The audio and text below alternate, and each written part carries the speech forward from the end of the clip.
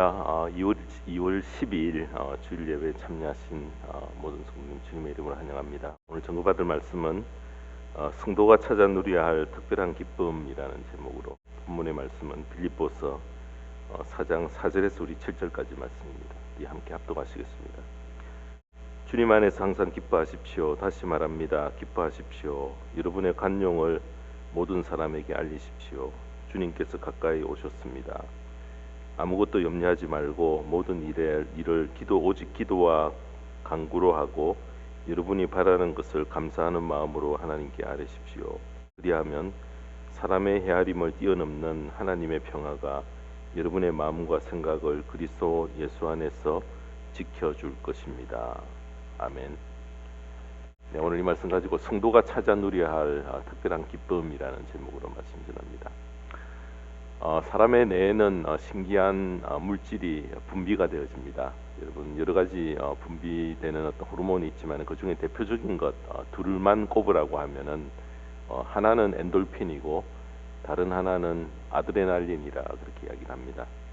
이 엔돌핀은 사람이 많이 웃거나 또 기분이 업되거나 또 노래를 부르거나 감사한 마음, 기쁜 마음 가질 때에 이렇게 생성되는 흘러나오는 그런 호르몬이라서 이 엔돌핀은 암세포는 물론 인체에 해가 되는 많은 그런 균들을 없애는 그런 귀한 역할을 감당한다고 합니다.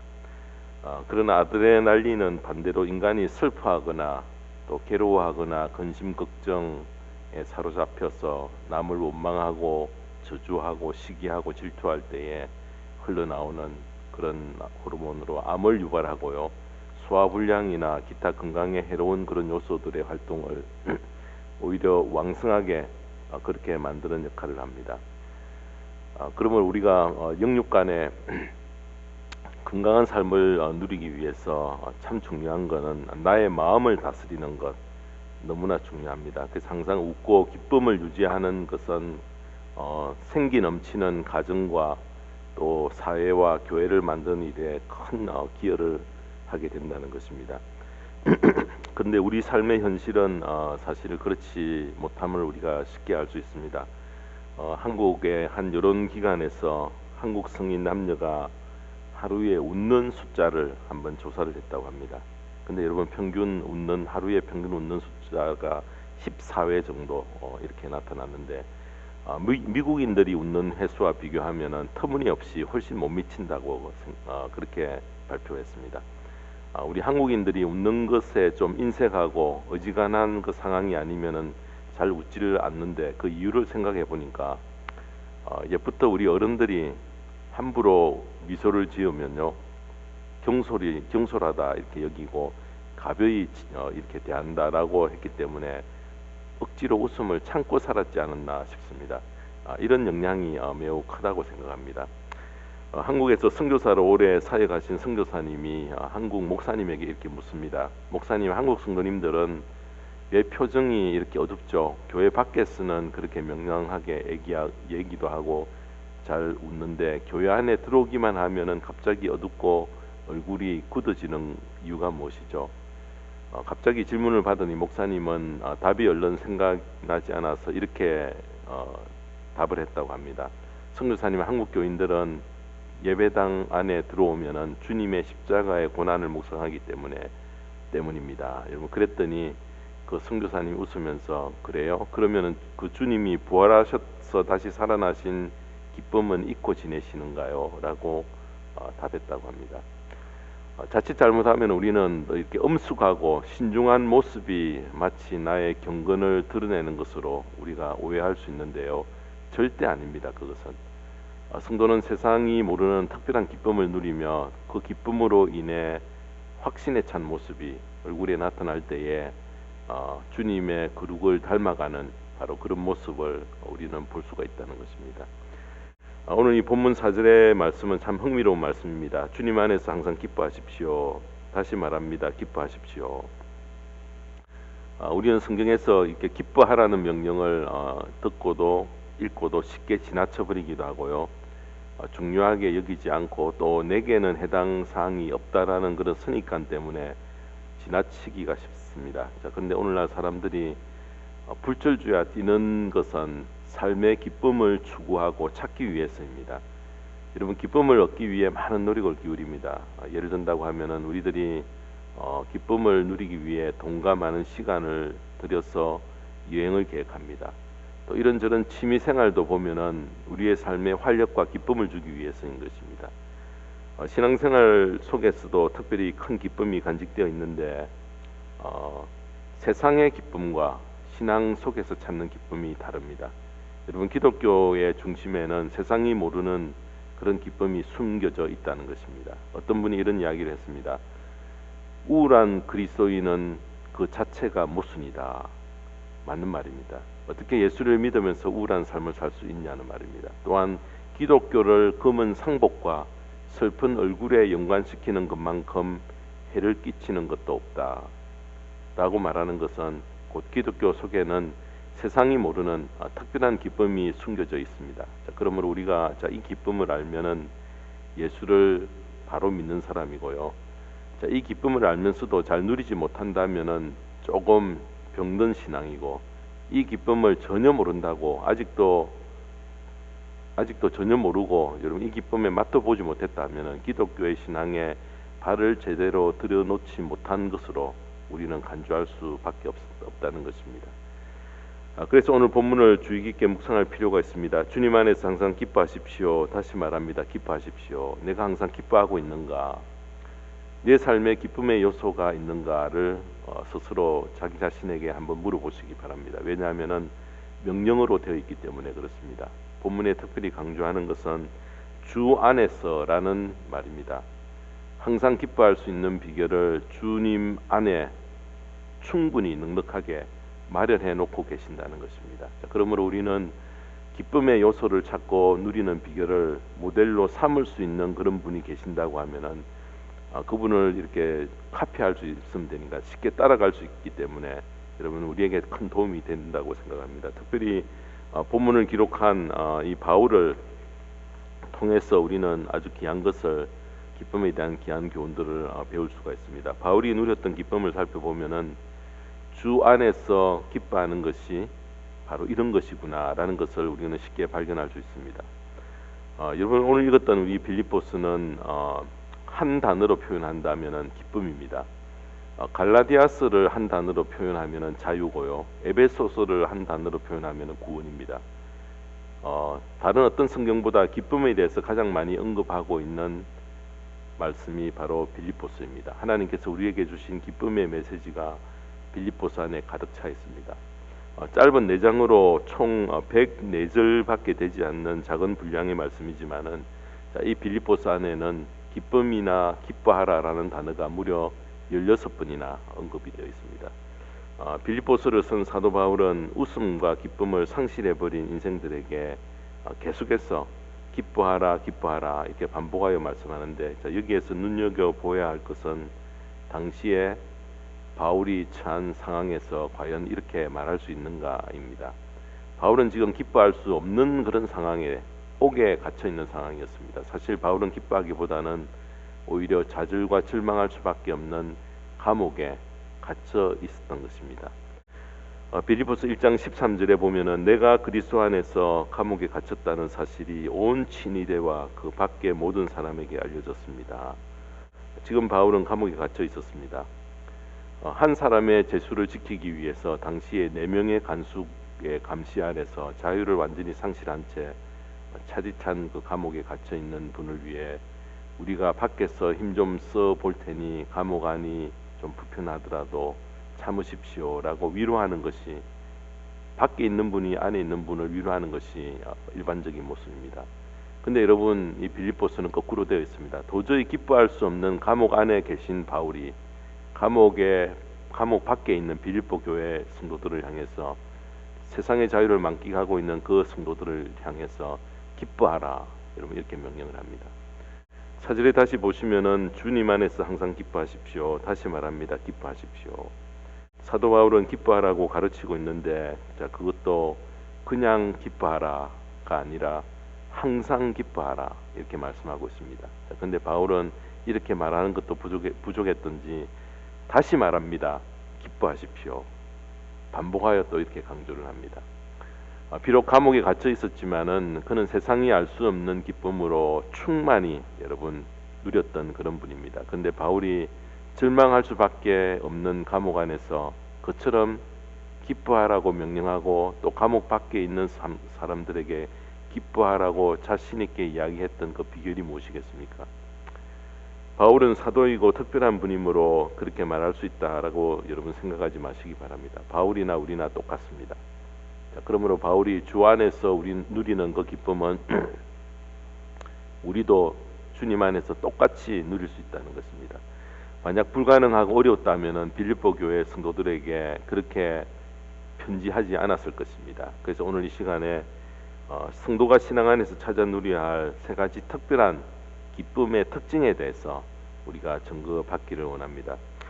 첫 번째로 성도가 누리는 특별한 기쁨, 첫째는 성도가 누리는 기쁨은 세상의 기쁨과 완전히 다른 기쁨이라는 것입니다.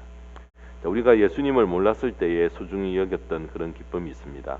여러분, 그런 오랫동안 예수님과 관계없는 여러분 세상에서 누릴 수 있는 그런 기쁨인데, 예수님을 영접한 후에도 여전히 그 기쁨을 계속 추구하게 된다면은 그분의 신앙은 다시 한번 점검을 받아야 한다는 것입니다. 주님을 영접하기 전과 후에 누리게 될 그 기쁨은 서로 완전히 다른 것을 바울이 증언을 합니다. 빌립보서 3장 7절에서 8절에 보면은 바울이 이렇게 이야기합니다. 나는 내게 이루었던 것은 무엇이든지 그리스도 때문에 해로운 것으로 여기게 되었습니다. 그뿐만 아니라 내 주 예수 그리스도를 아는 지식이 가장 고귀함으로 나는 그 밖의 것을 해로 여깁니다. 나는 그리스도 때문에 모든 것을 잃었고 그 모든 것을 오물로 여깁니다. 한마디로 말하면은 예수님을 모신 후에 내가 전에 가졌던 가치관, 기쁨, 삶의 목적, 이 모든 것이 다 바뀌게 되었다는 것을 증언하는데, 여러분, 이렇게 되는 것은 당연한 결과라 그렇게 생각이 되었습니다. 주 예수보다 귀한 것 없고요, 예수님만큼 우리에게 복되신 분이 없으며 예수님만큼 우리에게 참된 기쁨의 원천을 공급해 주시는 분은 없습니다. 왜냐하면은 우리 모두는 주님을 영접함으로 눈에 보이지 아니하는 하늘에 속한 모든 신령한 축복을 소유하고 보고 누리는 그 삶이 시작이 되었기 때문입니다. 전날에 누렸던 세상의 기쁨을 더 이상 추구하지 않게 되는 것은 당연한 여러분 그런 결과로 생각이 되어집니다. 따라서 바울은 예수님을 만난 후에 이 예수님을 인생의 주인으로 영접했을 때에 너무너무 좋아서 자기의 과거에 누렸던 그 모든 그 기쁨들을 다 배설물로 여겼다, 이렇게 바울은 이야기합니다. 우리 역시 예수님을 영접했고 내 인생의 주인으로 주님과 함께 동행하면서 받은 은혜가 얼마나 큽니까? 우리가 제 용서를 받고 하나님의 자녀가 되고 거룩하신 하나님의 인도 가운데 세상을 살고 있습니다. 예수님의 이름으로 기도할 특권도 얻었고요, 또 기도하면 응답의 기회도 주시고 그 누구도 우리를 해칠 수 없는 하나님의 특별한 보호 가운데 저희들이 살아갑니다. 예수님을 영접했을 때에 뒤따라오는 하늘에 속한 모든 영광스러운 축복이 다 내 것이 되어버렸습니다. 이 예수 때문에 바울의 심령은 뛸 듯이 기뻤다는 것입니다. 여러분, 주님을 모신 자의 기쁨은 세상의 기쁨과 완전히 다른 심령의 깊은 곳에서 그 기쁨이 시작이 되어집니다. 선교사 바울은 사역을 감당하면서 육체적으로 많은 고난을 당합니다.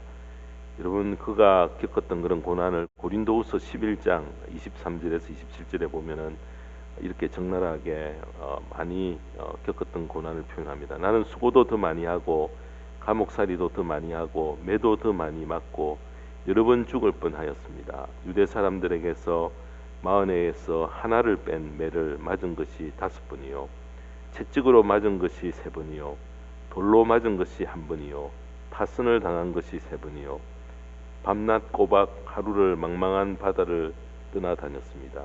자주 유행하는 동안에는 강물의 위험과 강도의 위험과 동족의 위험과 이방 사람의 위험과 도시의 위험과 광야의 위험과 바다의 위험과 거짓 형제의 위험을 당하였습니다. 수고와 고역에 시달리고 여러 번 밤을 지새우고 줄이고 목마르고 여러 번 굶고 추위에 떨고 헐벗었습니다. 여러분, 딴 일도 아니고 복음 전하는 사역을 감당하는데 바울은 왜 이런 시련과 고난을 겪게 하셨습니까? 여러분, 그 이유를 우리는 정확히 모릅니다. 이유 없는 고난을 겪을 때에 답으로 주신 굉장히 요긴한 그런 말씀이 있습니다. 고난이 반복되고 겹칠 때마다 여러분, 이 한 구절 말씀들을 여러분의 마음속에 선명히 떠올리시기 바랍니다. 로마서 8장 18절에 보면은 현재 우리가 겪는 고난은 장차 우리에게 나타날 영광에 견주면 아무것도 아니라고 나는 생각합니다.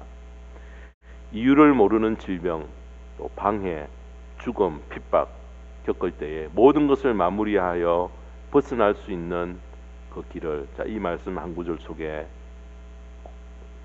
고스란히 넣어두셨다는 것입니다. 로마서 8장 18절 말씀입니다. 이유를 알 수 없는 고난을 겪고 사랑하는 가족을 잃기도 하고 고난을 겪는다 해도요, 장차 하늘나라에서 누리게 될 영광에 비하면은 지금의 그 고난은 아무것도 아니다. 여러분, 이렇게 말씀합니다. 지금 하나님의 부름을 받아 죽음을 맞이한 성도가 하나님의 영광에 들어간 것을 정확히 모르면은 우리는 더 깊은 슬픔에 빠집니다. 물론 헤어짐의 그런 슬픔 가운데서 우리는 빠져나오는 것이 힘들지만은 그분이 믿은 성도라고 하면은 천국에서 누릴 영광을 알면은 결코 우리는 슬퍼할 일만이 아니라는 것입니다. 주님을 모신 자의 기쁨은 이와 같이 세상이 전혀 알 수 없는 기쁨을 우리의 심령 가운데서 퍼져가고 누리게 되어진다는 것입니다. 그러므로 하나님의 자녀된 자의 기쁨은 세상이 알 수 없고 상상조차 할 수 없다는 것입니다. 우리가 예수님을 영접할 때에 성령께서 내 속에 들어와 자정하고 보게 하신 것이 바로 하늘에 속한 축복입니다. 그 영생이며 천국입니다. 따라서 이 세상에서 내가 갖고 있는 것이 별로 없어도요, 예수님을 얻으면서 함께 믿게 된 하늘의 축복을 생각하면은 기쁨이 내 마음속에서 샘솟듯 솟아나게 되어진다는 것입니다. 세상이 주는 기쁨과 완전히 다른 기쁨을 누리기 때문에 바울은 항상 기뻐할 수 있었다는 것입니다. 이 기쁨을 알고 누리며 간직하는 저와 모든 성도님 되시기를 주님의 이름으로 축원합니다. 두 번째로 성도가 누리는 특별한 기쁨, 둘째는 지금의 형편을 하나님께서 허락한 것으로 여기고 받아들일 때 누리는 기쁨입니다. 여러분, 우리의 기쁨을 앗아가는 중요한 것이 불만입니다.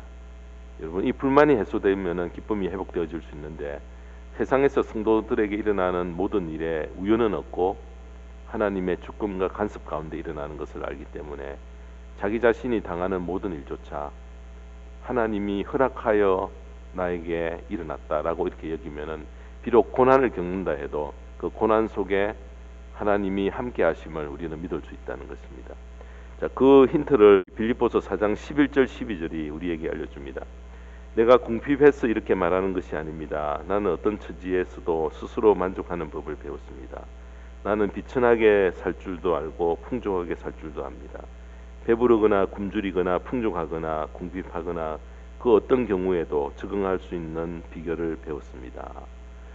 비천하거나 풍부할 때도 배고프거나 배부를 때도 적응할 수 있는 일체의 비결을 바울이 배웠다, 이렇게 고백합니다. 그 비결을 깨달았기 때문에 빌립보서 4장 13절에 보면은 바울은 나에게 능력 주시는 분 안에서 나는 모든 것을 할 수 있습니다, 이렇게 그는 고백합니다.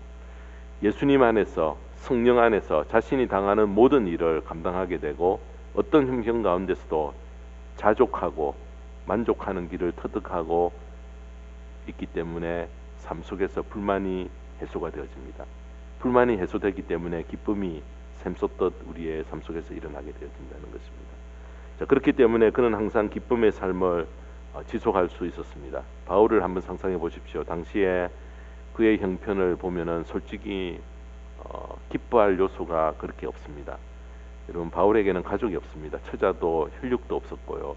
뜨돌이 생활을 늘 해야 했고, 사람이 늙어가면서 결국 남는 것은 가족밖에 없다고 하지 않습니까? 마음이 답답하거나 슬플 때에 그래도 아내와 자식이 있어서 서로 주고받고 위로하는 가운데 큰 힘을 얻습니다.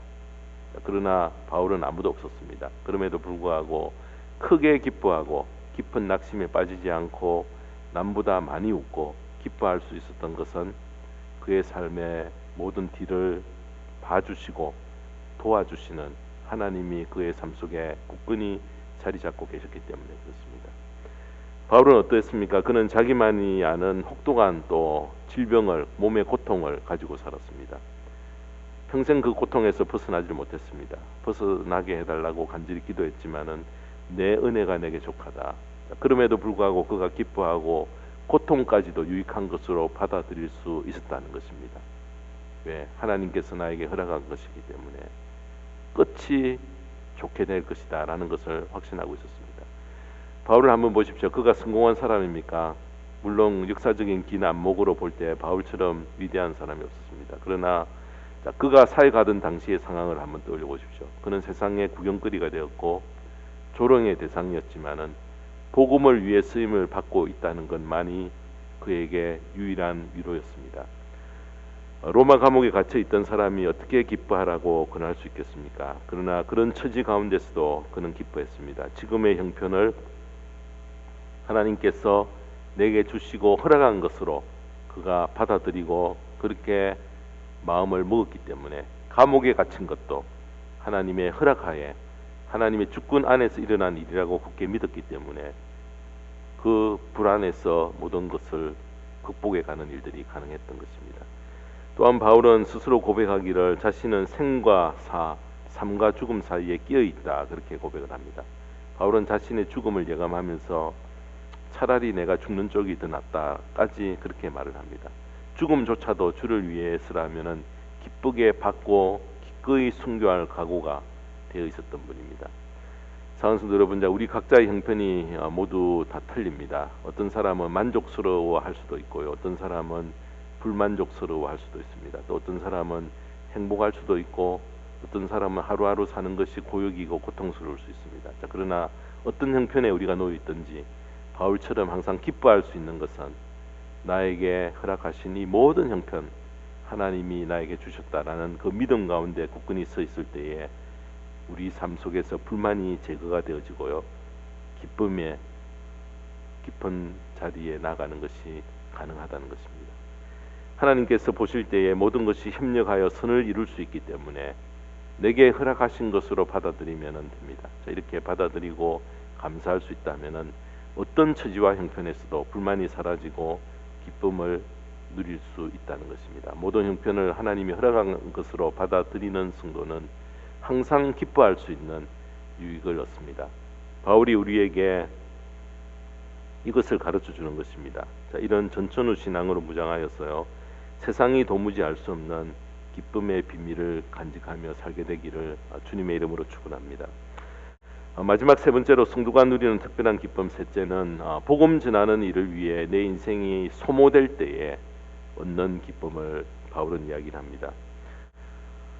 여러분, 복음 전하는 일을 우리 모두 큰 짐으로 여깁니다. 또 하기 싫어합니다.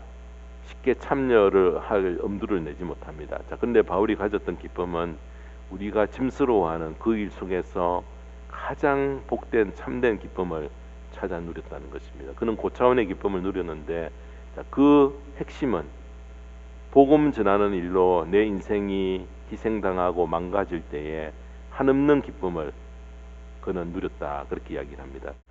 빌립보서 1장 18절에 보면은 이렇게 말씀합니다. 그렇지만 어떻습니까? 거짓된 마음으로 하든지 참된 마음으로 하든지 어떤 식으로 하든지 결국 그리스도가 전해지는 것입니다. 나는 그것을 기뻐합니다. 앞으로도 또한 기뻐할 것입니다. 이 말씀을 이해하려면 바울이 감옥에 갇혀 있는 형편을 우리가 조금 세밀하게 이해를 해야 합니다. 바울은 감옥에서 다른 사람에게 복음을 전했을 때에 간수와 높은 신분의 사람들이 회개하는 그런 일들이 있었습니다. 또한 네로의 궁전에게까지 예수 믿는 사람들이 점차 생겨났다 그렇게 알려집니다. 여러분, 옥에 갇혔을 때에 바울에게 큰 기쁨이 된 일이 있는데, 감옥에 갇혀 부자유스러운 바울 때문에 밖에 있던 성도들이 열심히 복음을 전한다는 그 소식을 듣게 되었습니다. 그래서 바울은 자신이 갇혀 있어도 복음이 전거되고 오히려 자신의 안타까운 사정 때문에 다른 사람이 복음 전하는 일에 더 열심을 낸다는 그 소식을 전해 듣고 너무나 기뻤다는 것입니다. 우리가 예수님을 가장 소중히 여기게 되면은 나는 망가져도요, 그분이 전해지고 그분이 높아진다면은 그것이 나에게 큰 기쁨을 안겨다 주는 원천이 되어줄 수 있다는 것입니다. 여러분, 어차피 우리의 몸은 늙어가는데 무엇 때문에 늙어가고 내 자신이 망가져가는가? 복음을 위해 그의 귀하게 쓰임을 받는다면 얼마나 큰 놀라운 기쁨이 되겠습니까? 여러분, 이 기쁨을 바울과 같이 똑같이 누렸던 한 분이 계신데 바로 세례 요한입니다. 요한복음 3장 29절 30절에 보면 세례 요한은 이렇게 간증을 합니다. 신부를 차지하는 사람은 신랑이다. 신랑의 친구는 신랑이 오는 소리를 들으려고 서 있다가 신랑의 음성을 들으면 크게 기뻐한다. 나는 이런 기쁨으로 가득 차 있다. 그는 흥하여야 하고 나는 쇠하여야 한다. 사랑하는 성도 여러분, 나의 인생은 어차피 망가져가고 늙어갑니다. 세례 요한같이 나의 인생이 소진되어질 때에, 그러니까 그가 흥해지고 내가 쇠하면은 나는 그것으로 너무너무 기쁘다. 이 고백입니다. 복음을 위해 쓰임을 받으면서 늙을 때에, 점점 더 늙어가고 주름이 점점 많아질 때에 여러분 주시는 그 기쁨을 우리는 기억하고 놓치지 말아야 한다는 것입니다. 자, 오늘 성도가 찾아 누려야 할 특별한 기쁨에 대해 우리가 증거를 받았습니다. 한 가지 꼭 기억해야 할 중요한 사실은, 자, 이 기쁨을 나의 것 삼기 위해 우리는 선택을 해야 합니다. 기뻐하라는 명령에 해당되는 이 헬라어 카이레테라는 단어는 습관적으로 계속해서 기뻐하라는 이런 의미가 담겨져 있습니다. 따라서 기쁨을 선택하라는 말입니다. 자, 우리는 원망하고 붕괴할 이유를 갖고 살 수도 있고요, 기뻐할 수 있는 이유를 갖고 살 수도 있습니다. 자, 우리는 이 둘 중에 어느 것을 선택해야 합니다. 우리가 믿음으로 선택하면 반드시 그 선택한 것이 내 손에 들어오도록 되어 있습니다. 사랑하는 성도 여러분, 자, 기뻐하기로 선택하십시다. 우리는 세상 사람들이 알지 못하는 놀라운 기쁨을 알고 있습니다. 세상과 이 기쁨은 완전히 다릅니다. 그 기쁨이 주 안에서 주어집니다. 이 주 안에서 누릴 기쁨을 우리가 선택하십시다. 그러면은 항상 기뻐할 수 있는 축복이 날마다 내 삶 속에서 넘치게 찾아올 것입니다. 어느 쪽을 선택하시겠습니까?